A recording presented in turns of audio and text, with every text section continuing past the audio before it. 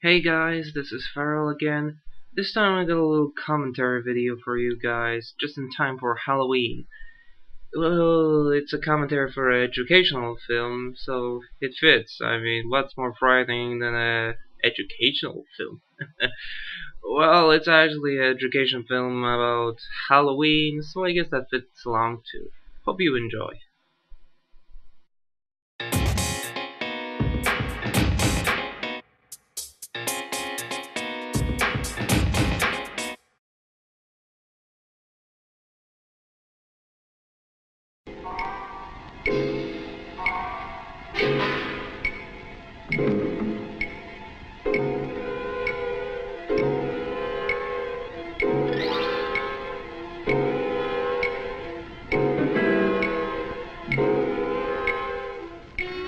There's one magical, haunted evening each year when all the scary creatures come out to prowl through every neighborhood. But here's the scariest monster of all. Do you know why? No. This little witch doesn't know it, but she's taking some frightening chances of being hurt. Maybe badly hurt. Why would anyone hurt a little witch like that? Bullies? Dogs? The Spanish Inquisition? I didn't expect that. Nobody expects the Spanish Inquisition! What about that mask? She can hardly see through those tiny holes for her eyes. Alright, yeah, the way the mask looks, I assume she did hit a few walls on the way here. But unless you happen to turn your head, you wouldn't see that car coming as you start to cross the street. Wait, why are the streets empty on Halloween? Shouldn't they be filled with kids?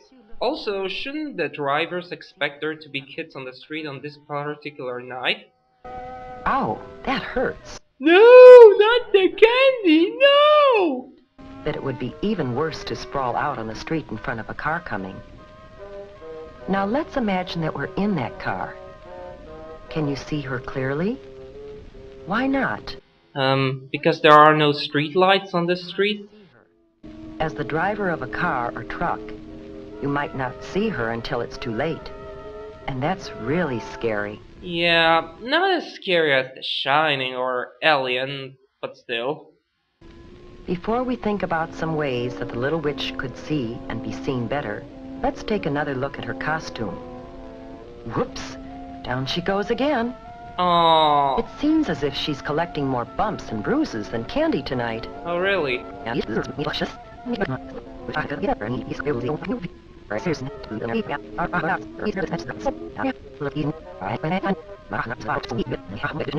Well, I think if she has more bruises than this, then I seriously think she should be dead by now. Let's see if we can help her, shall we? Yeah, whatever. And by helping her, maybe you can learn some things that will help you stay safe at Halloween. Is it just me, or is this girl vomiting into her own hat? First, you need to turn back the clock and start this whole evening over again. Wow, so the narrator lady can turn back time. Rad. One of the problems with this costume is that it's too long. It's too easy to trip over a long, full skirt.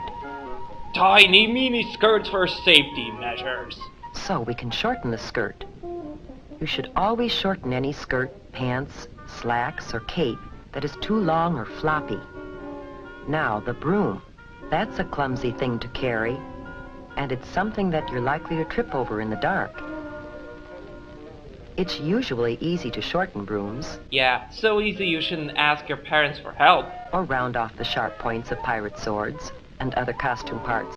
And this, children, is what you call a castration. Cardboard brooms and swords are usually safer than wooden ones. A cardboard broom? That's embarrassing. Is there any way to avoid that? But it's safest not to carry anything like that in the first place. Yeah, leave the dangerous thing alone. Now what else might we change on this costume to make it safer? Well, it'd be safest if we added a chain and tied the girl down in the kitchen so she'd be safely trapped at home. What about that color? Remember how hard it was to see the little witch because of her dark costume on a dark night? We should always wear light, bright colors on the street at night so drivers can see us. What about this color? A white costume makes an unusual, different kind of witch, who's more likely to be safe on Halloween night. A white witch? She looks more like a Ku Klux Klan member. But on the other hand, in a very multi-ethnic neighborhood, that would be a pretty creepy outfit, I guess.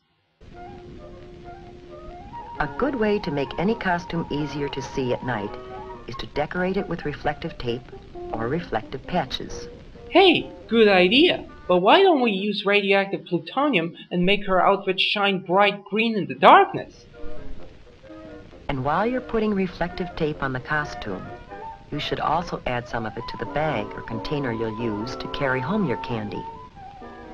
Some special Halloween sacks are treated with reflective material when they're made. And it's a good idea to write your name, address, and phone number on the sack, just in case there is an accident. Yeah, just in case all these safety tips turn out to be shit. Now, how about the mask? Any problem with it? Guess not. Do you remember how hard it was to see out through those little eye holes? To be safe at night, you have to be able to see clearly, as well as be seen. We can improve the mask by cutting larger holes to look out of.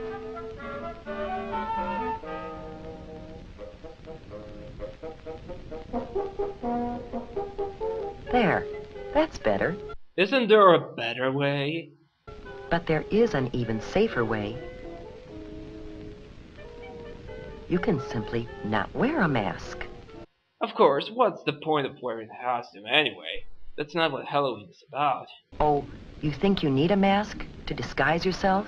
Wrong! Just watch what you can do. The next part of the video is about making your own costume rather than buying one from the store.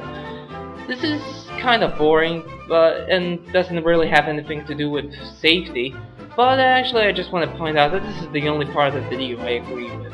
Seriously, if you're making a costume, be creative, save money, and also, most importantly, protect the earth from more plastic waste. The power is yours! All I'm gonna do now is just point you out a few interesting costumes these kids have. Like Pippi Langstrumpf, Traeger from Nightmare, Ooh, nasty. or Polish General Piłsudski. Or is it Joseph Stalin? No one can tell them apart.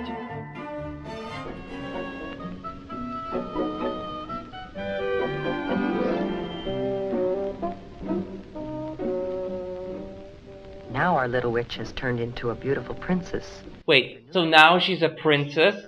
What the hell? But there are a few other things you should do before going out. First, eat a big dinner.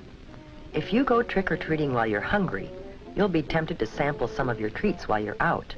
And that's definitely not a good idea. So our little princess went through all that safety crap and is not even allowed to eat candy on Halloween? You narrative bitch! Oh well, at least the girl has pizza for dinner. That's something fancy. Wait a minute. They eat pizza, and I clearly saw a Pizza Hut ad in the newspaper. Coincidence?